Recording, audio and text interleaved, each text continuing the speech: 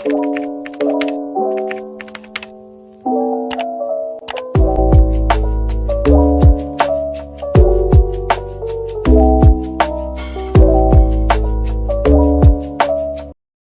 teman-teman semuanya, apa kabar kalian semua? Semoga tetap sehat dan selalu dalam lindungan Tuhan Yang Maha Esa dimanapun kalian berada. Selamat pagi, selamat siang, dan selamat malam untuk kita semua. Pada kesempatan kali ini saya mengajak teman-teman untuk bersama dengan saya belajar tentang persamaan dasar akuntansi.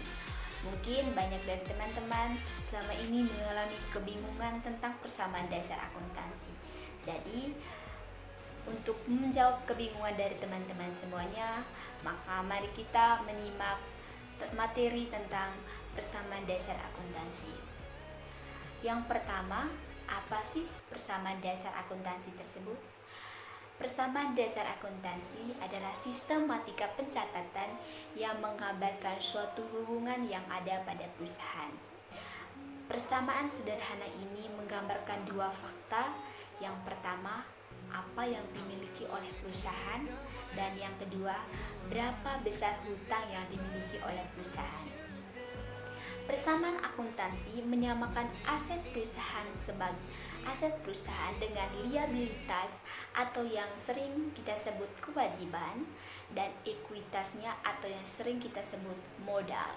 Hal ini menunjukkan bahwa semua aset perusahaan diperoleh melalui hutang atau pembiayaan ekuitas.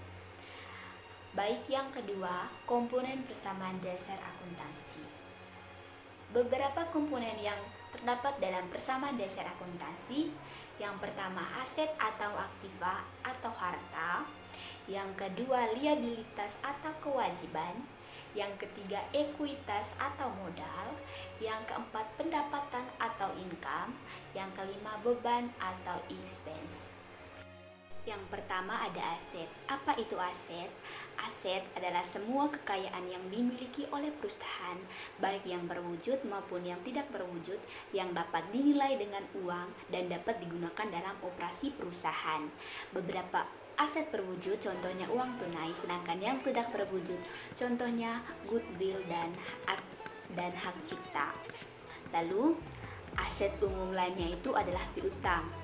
Piutang itu timbul ketika perusahaan menyediakan layanan atau menjual produknya kepada seseorang secara kredit. Semua aset ini adalah sumber daya yang akan digunakan oleh perusahaan untuk memperoleh keuntungan demi masa depan. Masa depan yang dimaksud adalah masa depan dari perusahaan tersebut. Aset ini dibagi menjadi tiga. Yang pertama ada aset lancar, yang kedua ada aset tetap, yang ketiga ada aset tak berwujud. Aset lancar ini atau aktiva lancar diantaranya kas, piutang dagang, surat berharga, biaya dibayar di muka, pendapatan yang masih harus diterima, persediaan barang dagangan, dan piutang wesel. Sedangkan untuk aset tetap ini ada bangunan, kendaraan, mesin, dan peralatan. Lalu aset tak berwujud ada hak cipta, goodwill, dan paten. Lalu yang kedua ada liabilitas atau kewajiban atau yang biasa kita sebut yaitu utang. Apa itu kewajiban atau utang? Utang adalah kewajiban membayar kepada pihak lain karena adanya transaksi pembelian secara kredit. Bentuk kewajiban yang umum adalah hutang. Lalu hutang adalah kebalikan dari piutang tadi. Ketika suatu perusahaan membeli barang atau jasa dari perusahaan lain secara kredit, hutang di situ menunjukkan bahwa perusahaan berjanji membayar perusahaan lain untuk aset mereka yang mereka dapat dari perusahaan lain tersebut. Lalu berikut ini beberapa contoh dari kewajiban yang paling umum. Ada utang dagang, utang wesel, penghasilan diterima di muka, beban terutang atau beban yang masih harus dibayar. Lalu ada yang ketiga, ekuitas atau yang biasa kita sebut sebagai modal. Ekuitas kekayaan pemilik perusahaan yang menjadi hak pemilik. Modal perusahaan perseorangan adalah modal pemilik. Modal pada persekutuan adalah setoran pada modal sekutu. Modal perusahaan berbentuk koperasi adalah simpanan pokok dan simpanan wajib. Lalu berikut adalah beberapa akun untuk ekuitas umum atau modal umum. Ada modal penarikan dana pemilik, pinjaman karyawan, pendapatan diterima di muka, saham biasa, dan modal disetor. Lalu ada yang keempat, pendapatan atau income. Pendapatan dalam hal ini adalah penambahan terhadap modal berhubungan dengan kegiatan perusahaan yang berasal dari penjualan jasa atau penjualan barang yang dilakukan perusahaan yang bertujuan untuk memperoleh laba. Lalu ada beban atau expense. Beban atau expense ini adalah pengorbanan yang dilakukan oleh perusahaan untuk memperoleh pendapatan yang berakibat berkurangnya jumlah harta perusahaan, yang berakibatnya juga berkurangnya jumlah perusahaan, dan dapat dilakukan pada saat diperoleh pendapatan atau sesudah pendapatan itu diperoleh. Lalu selanjutnya ada penerapan persamaan dasar akuntansi ke dalam soal. Yang kita ketahui tadi bahwa kekayaan yang dimiliki oleh perusahaan itu disebut dengan aset atau hak aktiva atau harta. Sedangkan hak atau klaim terhadap kekayaan ini disebut dengan pasifa.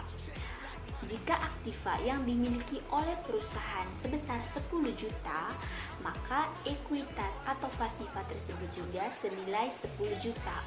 Hubungan antar dua komponen tersebut dapat digambarkan melalui persamaan, yaitu aset atau aktiva sama dengan ekuitas atau pasifa. Jadi 10 juta sama dengan 10 juta karena kedua komponen tersebut memiliki hubungan yang sama. Lalu di sisi lain, hak atau klaim terhadap aktiva dapat dikelompokkan menjadi dua macam. Yang pertama haknya kreditor, dan yang kedua haknya pemilik. Hak dari kreditor ini disebut dengan utang atau liabilities, dan hak dari pemilik disebut dengan modal atau capital atau owner equity. Dengan demikian, pengembangan dari persamaan tersebut menjadi aset sama dengan liabilities tambah equity. Lalu dalam persamaan akuntansi, biasanya penyajian liabilities selalu mendahului capital atau modal.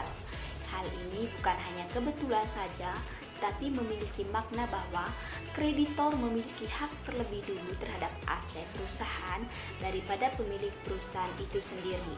Seandainya perusahaan dilikuidasi atau dibubarkan, dengan demikian hak pemilik terhadap aset perusahaan dapat dirumuskan equity atau ekuitas atau modal sama dengan aset atau aktiva dikurangi dengan liabilities atau liabilitas.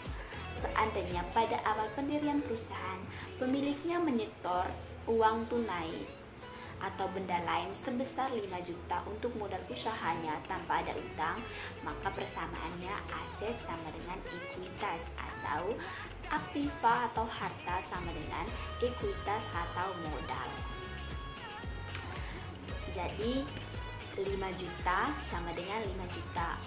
Lalu jika pemiliknya ini menambah modal 2.500.000 dari utang, maka persamaannya menjadi aset sama dengan liabilities tambah equity. Teman-teman, diperolehlah aset sebesar 7.500.000. 7.500.000 ini didapatkan dari mana? Liabilities tadi seperti yang kita ketahui bahwa nominal dari liabilities tadi sebesar 2.500.000, sedangkan nominal dari ekuitas sebesar 5 juta. Jadi liabilities sebesar 2.500.000 ditambahkan dengan ekuitas sebesar 5 juta, maka diperolehlah aset sebesar 7.500.000. Baik teman-teman, demikian materi yang hendak saya sampaikan pada kesempatan kali ini. Semoga berguna bagi teman-teman semua yang menonton. Terima kasih dan salam sehat semuanya.